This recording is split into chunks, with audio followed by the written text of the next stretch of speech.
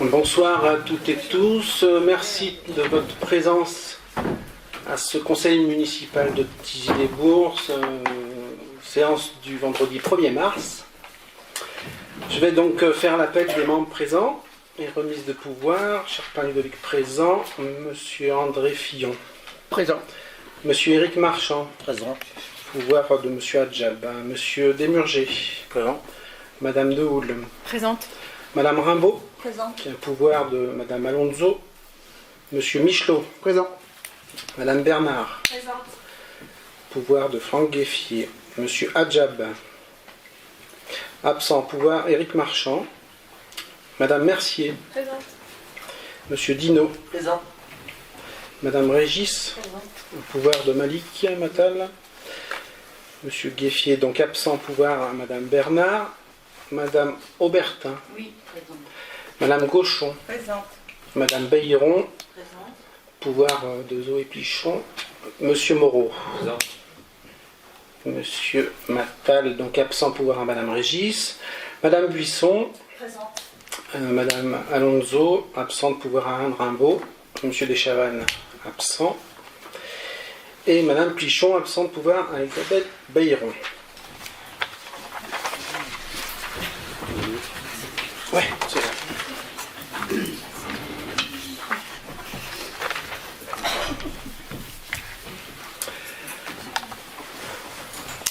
Désignation du secrétaire de séance. Qui s'auto-désigne?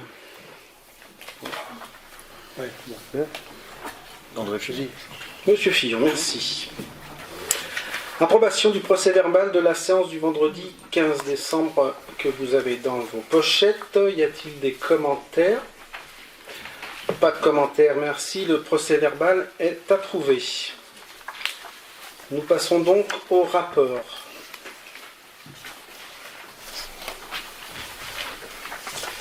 Point numéro 1. En ce qui concerne les finances et l'administration générale, qui concerne donc le ROB, le rapport d'orientation budgétaire 2024. Instauré par la loi du 6 février 1992, le débat d'orientation budgétaire représente une étape essentielle dans le cycle budgétaire des régions, départements, communes de plus de 3500 habitants. Il doit se dérouler dans les 2 mois précédant le vote du budget. Il participe à l'information des élus et favorise la démocratie participative des assemblées délibérantes en facilitant les discussions sur les priorités et les évolutions de la situation financière d'une collectivité préalablement au vote du budget primitif. L'article 107 de la loi numéro 2015-771, dite loi NOTRe du 7 août 2015, précise que le maire doit présenter au conseil municipal un rapport sur les orientations budgétaires, les engagements pluriannuels envisagés ainsi que sur la structure et la gestion de la dette. Cette présentation est suivie par un débat, puis par un vote, conformément aux dispositions de l'article D 2312-3, le rapport tel qu'annexé est mis à disposition du public dans les 15 jours suivant la tenue du débat d'orientation budgétaire. Il sera également publié sur le site internet de la commune. Donc je vous invite à prendre le rapport d'orientation budgétaire 2024 que nous allons présenter.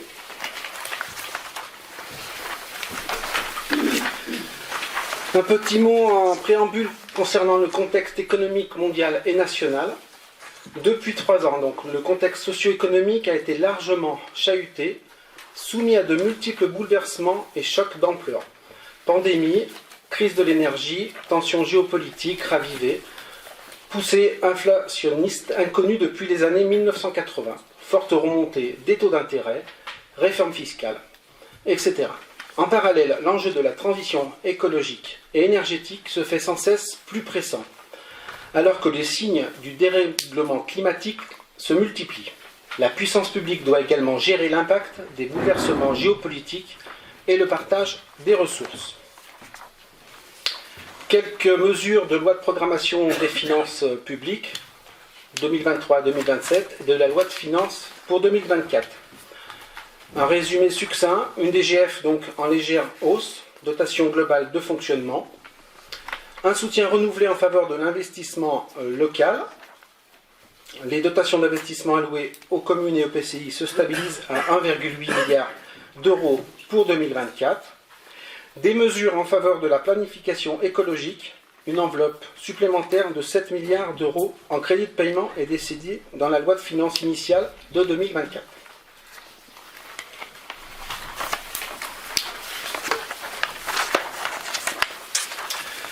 Au niveau de la situation de la collectivité, donc au niveau de la population, vous n'êtes pas sans savoir qu'au 1er janvier 2024, la population totale légale de Thizy-les-Bourgs est de 5 982 habitants. Notre objectif est de repasser en dessus des 6 000 habitants pour le prochain recensement. En ce qui concerne l'urbanisme, la commune poursuit son engagement en faveur de la revitalisation des centres-bourgs par le versement de subventions aux particuliers pour la rénovation de l'habitat ainsi qu'aux commerçants. Je vous parlerai, après avoir laissé la parole à M. Michelot, des priorités de la collectivité pour 2024 avec Mme Rimbaud. M. Michelot.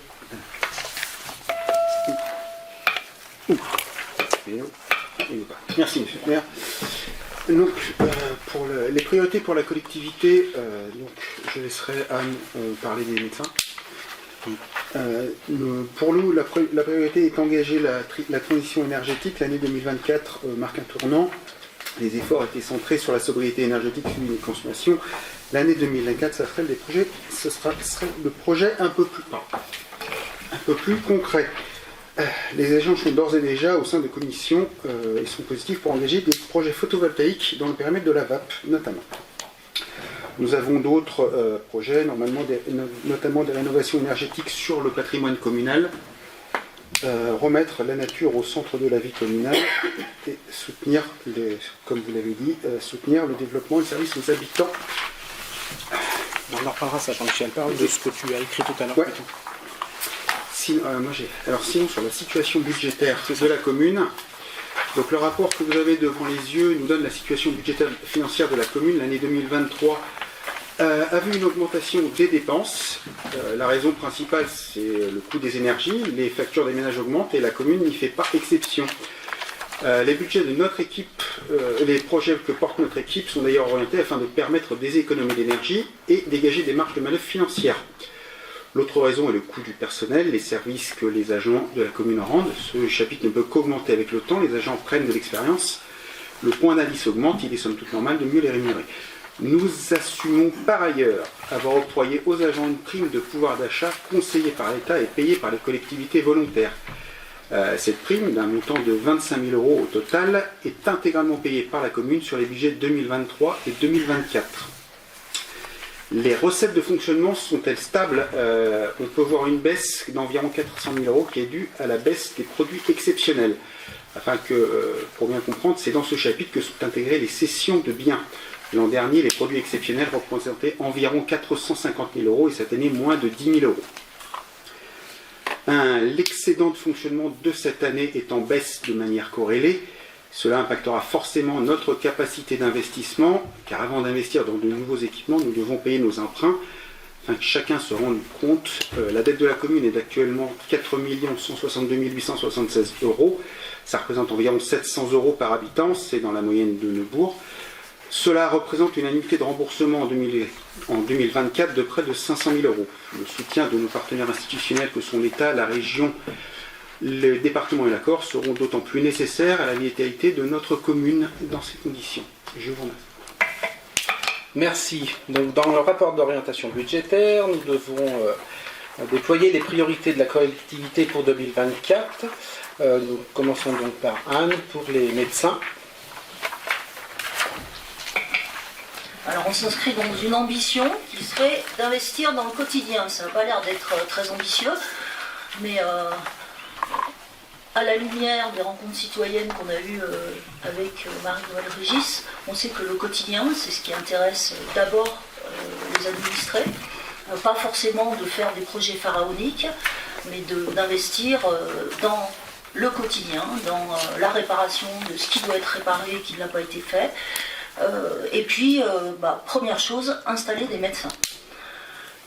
On a organisé les premières assises de la santé de la commune le 2 février à huis clos. de manière à ce que les professionnels de santé présents s'expriment en toute liberté sur les orientations qu'on avait déjà programmées. On est parti sur la mise en place d'une bourse d'études, puis on peut se féliciter de l'idée, puisqu'on voit que d'autres communes alentours s'inspirent de cette idée, donc elle n'est pas si mauvaise que ça.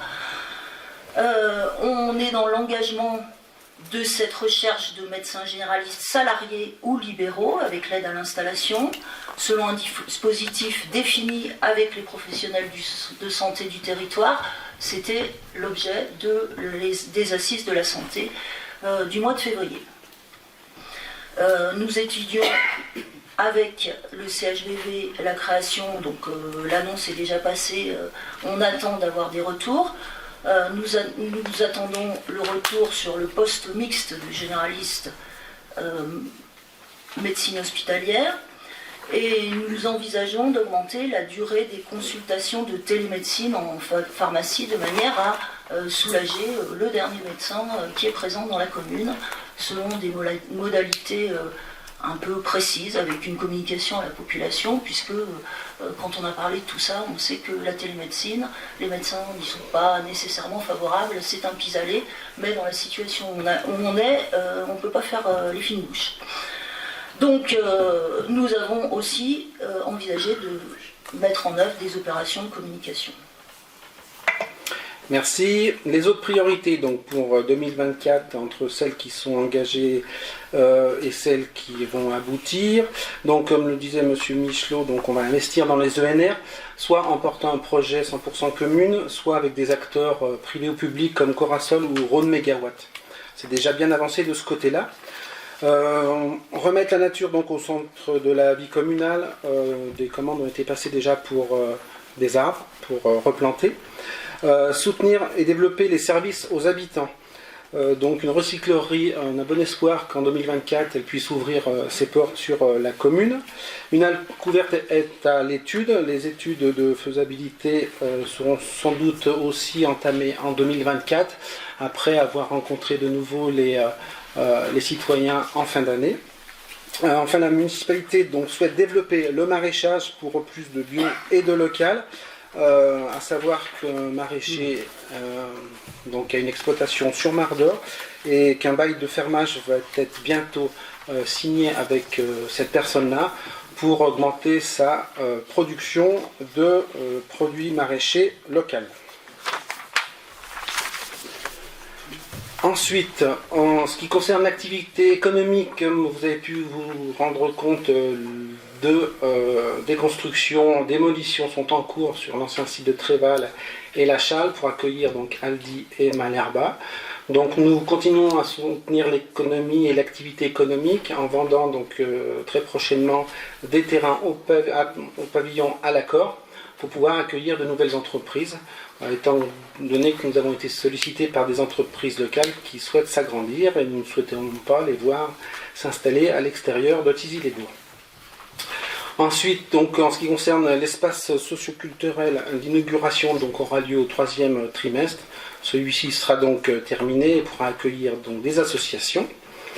On relance donc les travaux du centre-bourg, surtout sur Thizy, en démarrant donc par la rénovation du square, qui fera qu'on espère faire un appel d'air pour des familles, à destination donc des jeunes enfants, qui permettra après d'enlever le square place de la Rancune, qui est mal placé, pour pouvoir continuer la réhabilitation. Rénovation de l'habitat, donc Madame Daoul vous en parlera tout à l'heure, on continue. On réfléchit aussi sur la mobilité. En 2024, on espère pouvoir mettre ou alors une prime à l'achat de vélos électriques ou de la location en VAE pour les trajets domicile-travail sur la commune de Thizy-les-Bourgs. Nous continuons à soutenir les écoles. C'est pour ça que M. Michelot s'était porté, donc, enfin pas volontaire, mais à acheter les calculatrices donc, pour que nos enfants fassent des mathématiques pour les classes de CM2. Donc c'est en cours de distribution et nous réfléchissons donc très fort à la cantine à 1 €. Sinon, au niveau des inclusions des publics à mobilité réduite, de nouvelles places PMR seront créées en 2024 pour faciliter leur quotidien. La démocratie participative, donc nous avons déjà commencé, plus d'une centaine de personnes sont venues à nos réunions citoyennes. Nous continuons avec 2 autres dates cette année. Voilà à peu près pour les grandes lignes pour 2024, et Anne va nous parler un peu de la Gazette aussi pour le projet 2024 qui se poursuit. Bon, j'ai pas grand chose à dire sur la Gazette, si ce n'est que ça nous a semblé important d'avoir un lien avec la population pour expliquer un petit peu ce qu'on fait, et puis un lien plus fréquent que les années précédentes. Donc c'est pour ça que les habitants recevront des gazettes tous les trimestres, qui seront relativement courtes. On ira droit au but. Voilà. Je voulais indiquer que dans ce budget, on n'indique pas un point quand même assez important concernant les agents. C'est-à-dire qu'on a mis en place cette fameuse prime Macron. On est bien content. Le gouvernement nous incite à donner une prime vie chère aux agents, mais ils ne nous donnent pas l'argent pour. On a instauré cette prime. Il y a 2 communes sur l'accord qui ont pu instaurer cette prime à taux plein. Et ça n'alourdit pas les finances de la commune, puisqu'on a fait de substantielles économies sur nos indemnités d'élus, qui permettent de financer largement, et je dirais même un quart de la prime. Voilà. Merci. Donc je vais conclure, et puis après s'il y a des questions, vous serez libre de les poser. Pour conclure donc ce ROB, malgré un changement de majorité municipale en septembre 2023, et dans un contexte de fin de mandat, la volonté des nouveaux élus de la ville de Thizy-les-Bourgs reste en 2024 déterminée par la poursuite des efforts en termes de rationalisation des dépenses. De plus, la priorité est de ressolliciter les partenaires publics, État, région, département, interco, pour l'obtention de nouvelles subventions, afin de terminer les projets engagés et d'en financer d'autres. Ainsi, Thizy-les-Bourgs pourra maintenir une capacité d'autofinancement suffisante pour permettre des investissements nécessaires au développement et à l'attractivité de la commune sans augmentation des impôts.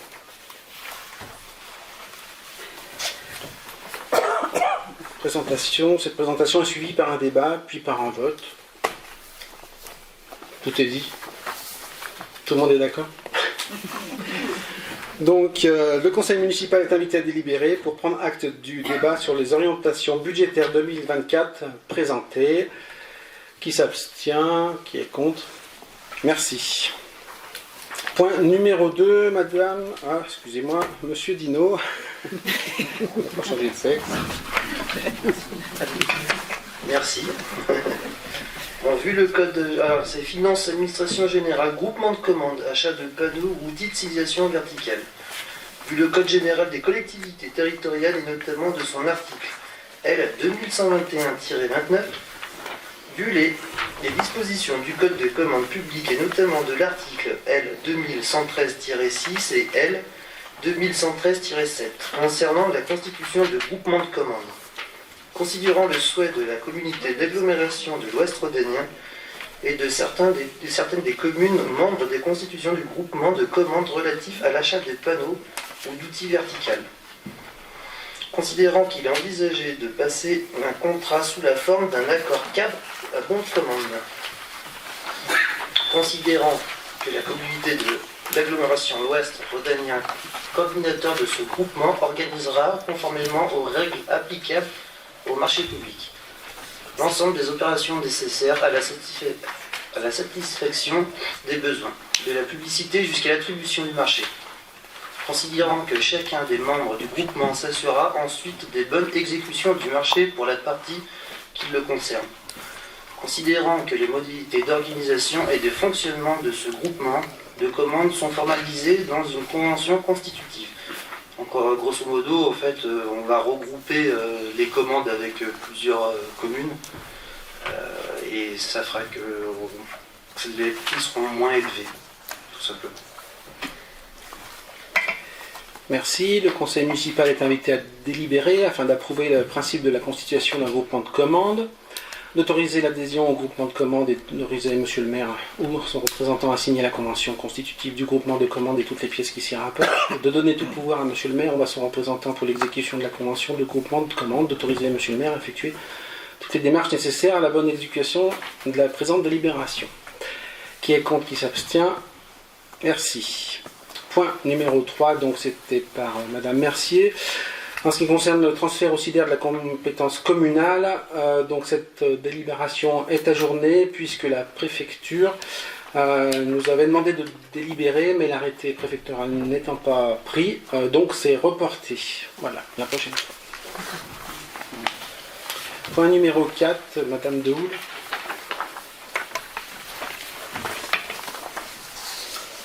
Alors, comme à chaque conseil municipal, désormais, on commence à avoir l'habitude, on va évoquer le sujet des aides à l'habitat. La convention ANA relative à l'amélioration de l'habitat dans le cadre du projet Centre-Bourg fixe notamment les modalités de la participation communale pour les travaux de ravalement de façade et de rénovation énergétique. Dans ce cadre, le conseil municipal est invité à délibérer afin d'approuver les dossiers de demande de subvention instruits par les services de l'accord pour l'attribution des aides de la commune de Thizy-les-Bourgs. Dans la rubrique dossier énergie, nous avons 2 dossiers. L'aide de la commune sera de 2 289,43 et de 6 533 €. Dans la rubrique dossier autonomie, nous avons 3 dossiers. Un premier dossier qui sera aidé à hauteur de 783,60, un deuxième dossier à 912,20 et un troisième dossier à 376,80. Et dans la rubrique ravalement de façade, nous n'avons qu'un seul dossier cette fois-ci qui sera aidé à hauteur de 4 106 €. Voilà. Merci. Le conseil municipal est invité à délibérer afin d'approuver les dossiers de demande de subvention instruits par les services de l'accord. Qui est contre, qui s'abstient? Merci. Point suivant. Madame Dehoul. Je continue. Nous avons parlé urbanisme et travaux dans l'objectif de passer un avenant numéro 1 à la convention d'opération programmée d'amélioration de l'habitat et de renouvellement urbain de Cours et Thizy-les-Bourgs. La convention d'opération programmée d'amélioration de l'habitat et de renouvellement urbain, OPARU, de Cours et de Thizy-les-Bourgs a été signée le 6 février 2023 entre la communauté d'agglomération de l'Ouest rhodanien, l'État, l'Agence nationale de l'habitat, le département du Rhône, Procivis et les communes de Cours et de Thizy-les-Bourgs pour une durée de 5 ans. Cette convention fait suite à une première OPARU menée entre 2017 et 2023. Ce dispositif vise à renforcer l'attractivité résidentielle des communes dans le cadre de leur projet de revitalisation de centre-bourg en favorisant la requalification de l'habitat privé. Un accompagnement technique et financier est ainsi proposé aux propriétaires occupants ou bailleurs. La convention d'OPARU fixe également des objectifs quantitatifs de rénovation de 149 logements sur 5 ans, dont 98 logements occupés par leurs propriétaires, 51 logements locatifs appartenant à des bailleurs privés. La première année de l'opération, les objectifs propriétaires occupants, autonomie et propriétaires occupants, énergie ont été dépassés. On s'en félicite par ailleurs. Bilan au 4 décembre 2023, donc les objectifs de la convention étaient de 5 pour l'autonomie, de 9 pour l'énergie, de 0 pour l'indigne et le très dégradé. Et les dossiers réalisés ont été de 7 en autonomie et de 15 en énergie. Donc on voit que les objectifs ont été dépassés, ce qui est très bien. Ce dépassement des objectifs devrait être renouvelé en 2024 au vu du nombre de contacts pris en 2023 dans le cadre de la plateforme de rénovation de l'accord. Par ailleurs, la communication nationale incitant à la rénovation énergétique et à l'adaptation des logements à la perte d'autonomie est appelée à se renforcer du fait de l'entrée en vigueur au 1er janvier 2024 des nouvelles modalités d'aide de MaPrimeRénov' et de MaPrimeAdapt' de l'ANA. Enfin, la poursuite de l'opération de restauration immobilière, l'ORI, place du commerce à Thizy-les-Bourgs, nécessite le recrutement d'un assistant à maîtrise d'ouvrage, comme la mobilisation d'un budget ingénierie pour l'accord, ainsi que d'une subvention ingénierie de l'ANA pour le suivi et animation de l'ORI. Face à ces constats ont été arbitrés le 5 décembre 2023 les points suivants. La hausse des objectifs propriétaires occupants, énergie et autonomie, afin d'être en cohérence avec la dynamique et ainsi mobiliser les financements d'État pour les travaux des habitants du territoire. La hausse des budgets aide aux travaux pour l'ANA et le département du Rhône. La hausse des budgets ingénierie de l'ANA et de l'ACOR du fait de l'augmentation des objectifs quantitatifs pour les propriétaires occupants et du recrutement envisagé d'un AMO pour l'ORI, place du commerce. Donc l'avenant 1 détaille les modifications suivantes. Je vais faire un petit résumé. Petit 1, surtout l'augmentation des objectifs quantitatifs des propriétaires occupants, énergie et adaptation. Donc on va passer à 18 en 2024 en ce qui concerne les propriétaires occupants, et pour les sujets adaptation, donc autonomie, on va passer à 7. Donc c'est pour l'autonomie le même chiffre que ce qui a été réalisé en 2023. En revanche, pour l'énergie, c'est supérieur parce qu'on était à 15 en 2023, donc on continue d'augmenter les objectifs. Les objectifs globaux de 2023 à 2028 sont évalués à 181 logements minimum, répartis comme suit: 130 logements occupés par leurs propriétaires, 51 logements locatifs appartenant à des bailleurs privés. La répartition des objectifs par commune et par périmètre de 2023 à 2028 pour les propriétaires occupants, énergie et autonomie est la suivante. Donc là, vous avez un tableau un petit peu rébarbatif sur les deux communes, Thizy-les-Bourgs et Cours. On voit que sur 2023-2028, les objectifs sur le sujet énergie sont à 56 et sur le sujet autonomie sont à 27. C'est supérieur à ce qu'on a à Cours, mais ce qui est logique. Sujet numéro 2 de l'avenant, l'actualisation du projet d'ORI, place du commerce à Thizy-les-Bourgs et mobilisation des subventionnements ANA pour le recrutement d'un AMO.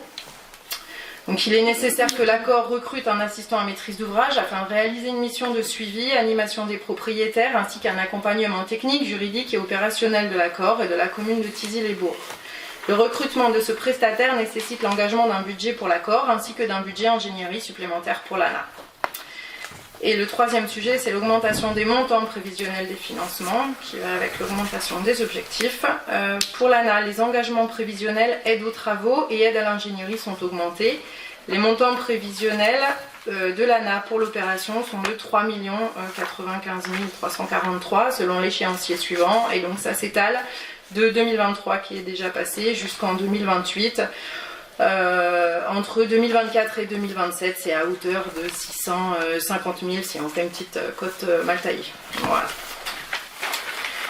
Et pour l'ACOR, les engagements prévisionnels aide à l'ingénierie sont augmentés également. Les montants prévisionnels des autorisations d'engagement de l'ACOR pour l'ingénierie de l'opération sont de 1 423 817 selon l'échéancier suivant. Donc là c'est pareil, ça s'étale de 2023 à 2028. Et si on fait une cote mal taillée, on est aux alentours de 295 000 de 2024 à 2027. Voilà. Pour le département, les engagements prévisionnels aide aux travaux sont augmentés également. Le montant des enveloppes provisionnelles consacrées par le département à l'opération est de 42 340 selon l'échéancier suivant. Et donc même chose, grosso modo, c'est 9 000 € entre 2024 et 2027. Vu le Code général des collectivités territoriales, vu la circulaire 2002-68 UHC-IUH4-26 du 8 novembre 2002 relative aux opérations programmées d'amélioration de l'habitat et au programme d'intérêt général, vu la délibération numéro 2016-05-93 du Conseil municipal en date du 9 décembre 2016 autorisant la signature de la convention de revitalisation valant opération programmée d'amélioration de l'habitat et de renouvellement urbain, vu la convention de revitalisation signée le 3 février 2017 pour une durée de 6 ans, vu la délibération numéro 2022-06-98 du Conseil municipal en date du 12 décembre 2022 autorisant la signature de la convention valant OPA-RU 2023 à 2028, vu la convention d'OPA-RU signée le 6 février 2023 pour une durée de 5 ans, vu le bilan du 4 décembre 2023, vu les arbitrages du 5 décembre 2023, le Conseil municipal est invité à délibérer afin d'approuver la signature de l'avenant 1 à la convention d'opération programmée d'amélioration de l'habitat et de renouvellement urbain 2023-2028 de Cours et de Thizy-les-Bourgs, d'autoriser Monsieur le maire à signer cet avenant, de mandater Monsieur le maire pour signer tout document nécessaire à la bonne exécution de la présente décision. Merci, je rajouterai rien. Qui est contre, qui s'abstient? Merci. Point numéro 6, Madame Dehoul. Donc là, il s'agit de la réhabilitation de l'ancienne école Jeanne d'Arc en locaux socioculturels et d'un avenant 2 au marché de maîtrise d'œuvre. Vu le Code général des collectivités territoriales, vu le décret numéro 2016-360 du 25 mars 2016 relatif au marché public et notamment l'article 139, vu le marché de maîtrise d'œuvre notifié à la SARL d'architecture Molnar Piccinato, j'arrive jamais à le dire, considérant la modification du planning d'exécution des travaux de réhabilitation d'une ancienne école en espace socio-culturel, il convient d'ajuster la durée relative à la mission de maîtrise d'œuvre ainsi que les honoraires qui en découlent. Alors là, juste pour expliquer ce qui nous amène à ça, donc l'architecte va devoir travailler plus longtemps sur cette opération de réhabilitation de l'ancienne école. Parce que les subventions demandées par la collectivité n'étant pas arrivées au bon moment et ont été surtout suspendues, l'architecte a dû allonger son planning pour étaler les travaux de rénovation de façade. Mais en revanche, il doit quand même continuer à travailler, donc il est normal qu'on le rémunère pour une durée augmentée de son marché de travaux. Voilà. Donc sur le plan technique, il est proposé de prolonger de 9 mois la durée de mission de la SARL Molnar Piccinato, portant ainsi la fin de mission au 25 novembre 2025, fin de la garantie de parfait achèvement, donc ça veut dire 1 an après la réception. Sur le plan financier, l'impact de cette modification serait le suivant. Donc montant du marché après signature de l'avenant 1, on était à 161 504. Avenant 2 au marché, on propose 20 433. Ce qui porterait le montant du marché après signature de l'avenant 2 à 181 937. Alors je voulais juste préciser qu'on a quand même réalisé une négociation auprès de l'équipe et du groupement complet de maîtrise d'œuvre, parce que leur proposition initiale pour nous accompagner sur ces 9 mois complémentaires était à l'origine de 23 300 € et qu'ils ont été d'accord pour la ramener à 20 433. Voilà, donc ce qui fait quand même une économie de 3 000 €. Voilà. Le conseil municipal est invité à délibérer afin d'approuver l'avenant 2 en plus-value pour la maîtrise d'œuvre relative aux travaux de réhabilitation d'une ancienne école en locaux socioculturels, d'autoriser Monsieur le maire à signer l'avenant et tout autre document se rapportant à ce dossier, de préciser que les crédits nécessaires seront prévus au budget primitif 2024. Merci. Pas de commentaires, des questions? Qui est contre, qui s'abstient? Merci. Point numéro 7, Madame Dehoul. Donc cette fois-ci, on va parler donc toujours de ce même projet réhabilitation de l'ancienne école en locaux socioculturels. En revanche, on va parler d'avenant au marché de travaux concernant la tranche 2. Donc les marchés de travaux, cette fois-ci, on ne parle plus des honoraires de maîtrise d'œuvre, mais on parle bien de la rémunération des entreprises pour leurs travaux. Vu le Code général des collectivités territoriales, vu le décret numéro 2016-360 du 25 mars 2016 relatif au marché public et notamment l'article 139, considérant qu'après signature du marché relatif aux travaux de réhabilitation d'une ancienne école en locaux socioculturels, des suggestions techniques imprévues sont apparues et rendent nécessaire la passation des avenants sur les lots suivants. Donc sur le lot 5, terrassement VRD espace vert, notifié à la société Eiffage, et sur le lot 6, démolition gros œuvres maçonnerie, notifié à la société Bertrand Durand, constructeur. Donc il est proposé les avenants suivants, un avenant sur le lot 5 de 6 543 € qui concerne majoritairement des suggestions de réseau d'eau potable. Ça représente 6,32% du marché. Et un avenant sur le lot 6 de 2 439 €. Là, c'est une suggestion concernant des escaliers. Le pourcentage serait porté à 13,17%. Alors, ces deux pourcentages pris individuellement me paraissent élevés. En revanche, il est à savoir qu'il y a des moins-values sur d'autres lots et qu'au final, le maître d'œuvre est tout à fait dans ses objectifs sur le montant global de l'opération. Voilà. Suite aux avenants se présentés ci-dessous et ceux acceptés lors de précédents conseils municipaux, le montant global du marché de travaux pour la tranche 2, initialement fixé à 1 273 097, est donc porté à 1 313 385, ce qui représente une plus-value de 3,20%. Voilà. Le conseil municipal est invité à délibérer afin de prendre acte des suggestions techniques imprévues, d'approuver les avenants en plus-value pour les lots 5 et 6 de la tranche 2, d'autoriser monsieur le maire à signer l'avenant et tout autre document se rapportant à ce dossier, de préciser que les crédits nécessaires seront prévus au budget primitif 2024. Merci. Alors oui, c'est le risque des rénovations, c'est d'avoir des surprises. Par ailleurs, nous sommes plutôt engagés dans des programmes pour rénover, plus que pour construire du neuf, dans la mesure du possible. Voilà, donc vous avez d'autres questions, enfin des remarques? Merci. Qui est contre, qui s'abstient? Donc c'est voté. Point numéro 8, Madame Rimbaud. Alors, ça concerne les ressources humaines. Il s'agit de la création d'un emploi permanent, en fait, la titularisation de quelqu'un qui était déjà contractuel. Donc, vu le Code général des collectivités territoriales, vu le Code général de la fonction publique, considérant qu'en raison des nécessités de service au sein des services techniques et de la mise à jour du tableau des effectifs, il y a lieu de créer un emploi permanent, un emploi d'adjoint technique à temps complet. Donc, le conseil municipal est invité à délibérer afin d'autoriser la création au tableau des effectifs d'un emploi permanent d'adjoint technique à temps complet, de prévoir les crédits nécessaires à ces dépenses au budget chapitre 012. Merci. Des questions? Qui est contre, qui s'abstient? Merci. Voilà, donc nous avons fini en ce qui concerne les rapports à voir ce soir.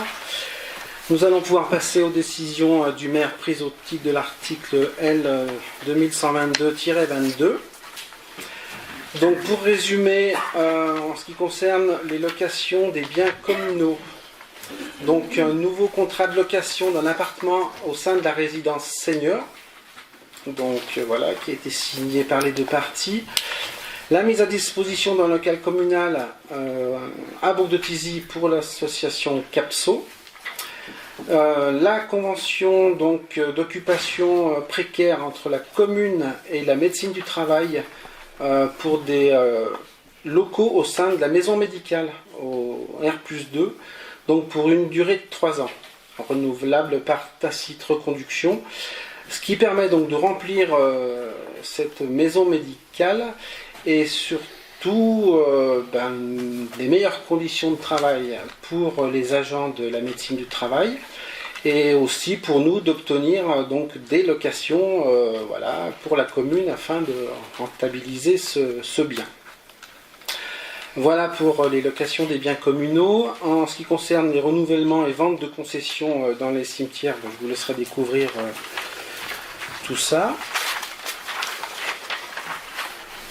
Remboursement des sinistres, donc suite à plusieurs sinistres, effraction de l'école Mathilde Devise, donc un remboursement de 476 €, la destruction de potelets urbains rue Jean Jaurès, 682 €, et un vol de véhicule, déjà, 762 €. En ce qui concerne les devis et les commandes passées, donc quelques mots sur des commandes qui peuvent intéresser en dehors des commandes courantes. Donc travaux de remise en conformité du système d'alimentation des caméras Place de l'Europe à Thizy pour 3 977 €. Il se trouve que donc, nous avons un système de vidéosurveillance dont beaucoup de caméras ne fonctionnent pas. Alors avant de réfléchir à une éventuelle extension, on préfère déjà faire fonctionner l'existant. Diagnostic étanchéité de la toiture de l'OCM à Thizy, chez M. Fillon, pour plus de 5 000 € parce que quand il pleut beaucoup, il pleut à l'intérieur, donc c'est urgent de refaire la toiture. Les calculatrices, donc comme j'évoquais tout à l'heure, pour les CM2, pour 1 910 €. Un autre diagnostic d'étanchéité pour l'école Le Coquillage, parce que là aussi on arrive en fin de vie au niveau de la toiture. Plantation d'arbres, donc comme je vous l'ai évoqué, pour 1950 €. Les premières dépenses pour le Corso Fleury, pour la fabrication des fleurs, on en reparlera tout à l'heure. En ce qui concerne le policier municipal, donc on l'a équipé de logiciels qui permettent de le faire gagner en efficacité pour son travail de tous les jours et de moins dépendre de la gendarmerie pour pouvoir accélérer les enquêtes qu'il mène pour voilà, la bonne, comment dire, pour que sur la voie publique, des voitures qui restent trop longtemps partent plus vite, et voilà, des choses comme ça qui permettent à la population d'être plus sereine parce que ça bouge plus quand ça bouge moins. Si vous comprenez ce que je veux dire. Voilà. Et ensuite, des électrodes adultes et enfants pour les défibrillateurs qui sont sur les différentes communes. Voilà, savoir que si quelqu'un fait un arrêt cardiaque, il y a des défibrillateurs un peu partout. Et c'est intéressant de poser les électrodes pour sauver des vies. Voilà pour les décisions du maire. Donc maintenant, nous allons passer aux questions diverses. Avant de laisser parler les maires délégués et les adjoints pour ceux qui ont des choses à nous dire, je voulais juste évoquer que la dernière séance, nous avions parlé de la mairie de Marnant et du vote donc, pour la nouvelle maire. Hélas, nous avons été obligés de nous renseigner au niveau de la préfecture pour savoir si, suite aux démissions de l'opposition et l'absence de 7 conseillers, qui fait que le conseil n'est pas complet, on pouvait être autorisé à renouveler donc, pour un maire. Donc aujourd'hui, on doit être fixé là dans pas longtemps, et je pense qu'au prochain conseil, voilà, on sera effectivement fixé, on pourra le faire ou pas. Voilà. Je passe la parole au maire délégué, au adjoint, au conseiller, M. Fillon. Alors, nous allons parler, vous savez que nous avons le CTM, le centre technique municipal, les locaux ont été cambriolés et vandalisés dans la nuit du samedi 17 février au dimanche 18 février. Il faut savoir que les bureaux ont été vandalisés pour la recherche des clés des véhicules et aussi les ateliers. 3 véhicules de type camion ampli-roll, pour ceux qui ne savent pas, c'est les bennes basculantes hydrauliques, ont été volés. Les ateliers ont été dévalisés de tout matériel portatif, tel que tronçonneuses, perceuses, etc., etc. Les montants approximatifs du préjudice sont 20 000 € pour les dégradations des locaux, 20 000 € pour les matériels volés, 50 000 € par camion volé, soit 150 000 € pour les 3 véhicules volés. Le tout pour un montant global de 190 000 €. À cela, il faut rajouter un montant de 20 000 € pour l'installation d'un système de télésurveillance avec caméra infrarouge et système d'alarme. Ce qui aurait dû être fait suite au premier vol de véhicules en mai 2023 et que l'ancienne municipalité n'a pas jugé être indispensable dû au coût de l'opération, ce qui est légitime aussi, bien que cette dernière fût préconisée par l'assurance. L'assurance de la municipalité, suite au délai d'investigation, nous donnera réponse par des rapports d'expertise sur les montants définitifs alloués en tenant compte bien sûr de la vétusteté des véhicules et du matériel. Un des 3 véhicules a été retrouvé dans l'Ain, brûlé, mais sans le système ampli-roll. Alors, une audit est à prévoir en concertation avec les préventionnistes en ce qui concerne la vidéosurveillance de la commune, avec des subventions allant de, en gros, 80 à 100%. Ça, c'est pour la partie du vol. Après, je vais parler un petit peu aussi du... Je rajouterai juste un truc pour les vols. Bon, effectivement, on peut réfléchir sur un système de surveillance, de caméra. Ça n'empêchera pas les vols. Bon, c'est voilà, conseillé par l'assurance, donc on va y travailler. Et effectivement, c'est un coût pour la collectivité. Mais hélas, on pourrait mettre des caméras partout, ça n'empêche pas la délinquance. Le risque de ne pas mettre de système de surveillance, c'est que l'assurance nous radie. Parce que ça fait des montants énormes à rembourser. Donc on est sur on est en équilibre sur une balance et nous n'avons pas les tenants du problème. Tout à fait. Alors, nous avons travaillé aussi sur le positionnement d'un distributeur automatique de billets sur la commune de Bouc-de-Tizy, vu que le Crédit Agricole a fermé son agence. Et nous avons reçu 2 entreprises dans le domaine d'installation de distributeurs automatiques. Ce sont des entreprises indépendantes des banques. Nous attendons de rencontrer en réunion les banques qui pourraient nous offrir ce service aussi. Nous avons déjà rencontré le Crédit Agricole à ce sujet. Une fois que nous aurons rencontré la Banque Postale, nous pourrons demander les devis définitifs aux entreprises Brinks et Loomis, si besoin est. En attendant, les devis estimatifs d'installation pour la société Brinks sont de, en gros, 25 000 € pour un local distributeur neuf sur dalle, et la dalle coûtera environ 3 000 €, ce qui ferait entre 25 et 30 000 €. Bien sûr aux frais de la commune. Plus l'installation des fluides, comme l'électricité et fibre optique, avec un forfait mensuel de 1 000 € par mois, payé par la municipalité. Ou reprise d'un site existant, ancien local du Crédit Agricole, avec un coût d'installation environ de 10 000 €. Pour Loomis, alors les montants sont de environ 50 000 € pour un local neuf et 25 000 € pour l'existant, avec un forfait de 1 000 € mensuel, plus les fluides, comme la Brinks. Nous attendons bien sûr d'avoir tous les éléments en notre possession afin de prendre la décision définitive pour l'installation du distributeur. Voilà, s'il y a des questions. Merci. Je rajouterais que voilà, c'était une demande de la population en ce qui concerne ce distributeur, que jusqu'à aujourd'hui c'est un service fait par les banques et que les banques se désinvestissent donc des distributeurs et que finalement ça continue à être demande de la population et ça finit par être une charge pour la municipalité.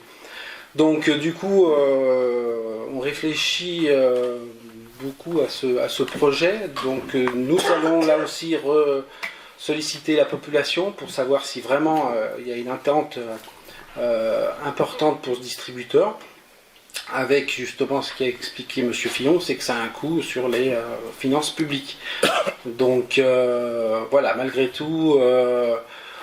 on en débattra et tout de même, encore au niveau des marchés, on paye en liquide, voilà, on paye encore son café en liquide, même si les banques nous disent qu'aujourd'hui pour les petites sommes il n'y a plus de frais quand on paye avec sa CB. On est encore attaché dans le milieu rural à tout ce qui est argent donc, qu'on trouve dans le porte-monnaie. Donc voilà, on va avancer de ce côté-là et s'il le faut, eh bien, on le fera, on sera pour marier à vie avec ces gens-là. Enfin, voilà, c'est des abonnements et des contrats qu'on signe pour quelques années et qui sont donc qu'on peut arrêter après. Voilà pour ça. D'autres souhaitent prendre la parole ? Sur le jumelage peut-être. Sur le jumelage, bon voilà, j'allais y venir, donc je te laisse faire. Merci. Alors, nous avons évoqué une facture de papier pour les fleurs étant pour cet événement que la partie immergée d'un gros iceberg, que nous escaladons en bonne intelligence avec les associations Comité des Fêtes et Jumelage, pour donc arriver à accueillir les amis allemands en septembre et faire participer les Tisereaux à cet échange qui aura lieu au mois de juin. Voilà, donc des travaux de confection de roses, comme vous l'avez donc évoqué, ont lieu les mardis soirs au foyer des anciens. J'invite mes collègues et la population à s'y rendre. Il y a tout le temps une petite brioche et un petit coup à boire. Les associations étaient mobilisées pour confectionner, fabriquer des chars. On est à l'heure actuelle autour de 8 à 10 associations qui sont partantes pour faire un char pour le Corso du mois de septembre. Il y a des associations qui se proposent des animations pour les franco-allemands lors du week-end. Donc ça c'est un plus aussi, c'est une petite nouveauté. Voilà, donc le travail, nous gravissons cet iceberg avec des membres du conseil ici présents qui prennent part aussi aux assos et les 2 associations maîtres d'œuvre de cet événement que je remercie encore ici. Voilà.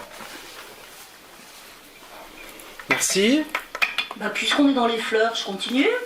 Donc j'envoie des fleurs aux parents de Marmande. Moi je pense qu'il faut leur dire bravo, parce que grâce à leur mobilisation, ils ont pu éviter la fermeture d'une classe. On a évidemment appuyé leur demande. Et je pense que c'est important de dire qu'on sera toujours mobilisé pour toutes les écoles, chaque fois qu'on aura menace d'une fermeture de classe. On a reçu évidemment de la même manière et appuyé les parents du lycée François Mansart qui avaient quelques soucis avec des absences répétées d'un prof de français alors que leurs enfants doivent passer bac à la fin de l'année. Donc a priori on serait plus ou moins rassurés, mais on suit quand même bien les choses. Je voudrais aussi dire, ils ne sont pas au courant, bravo aux maires. Moi je ne suis pas maire donc je n'ai pas de mal à les remercier.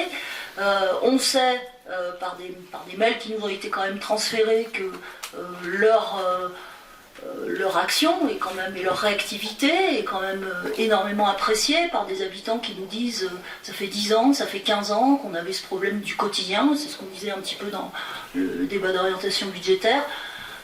Et puis ces problèmes, grâce à votre réactivité, ils arrivent à être résolus. Et puis grâce bien sûr à la mobilisation des services et notamment des services techniques qui sont là et qui nous épaulent. Voilà. Après ces fleurs, j'ai un peu 2 appels concernant la santé. Donc on a le 7 mars, ce qu'on avait annoncé, les consultations gratuites de e-ophtalmo, les consultations sont pleines. On a 2 dates annoncées, le 4 avril et le 2 mai pour des consultations ophtalmiques gratuites. Et puis, puisqu'on est dans le gratuit et dans le bilan de santé, là il s'agit de bilan de santé général, on a plusieurs dates, vous les trouverez sur le site de la mairie. On a le 9 avril, le 11 juin, le 8 octobre, le 10 décembre, pour des consultations avec des bilans, des check-ups en fait gratuits. Et j'invite la population à s'inscrire. Merci Anne. Voilà, si certains ont d'autres remarques ou des dates à nous partager sur des événements, on est bon.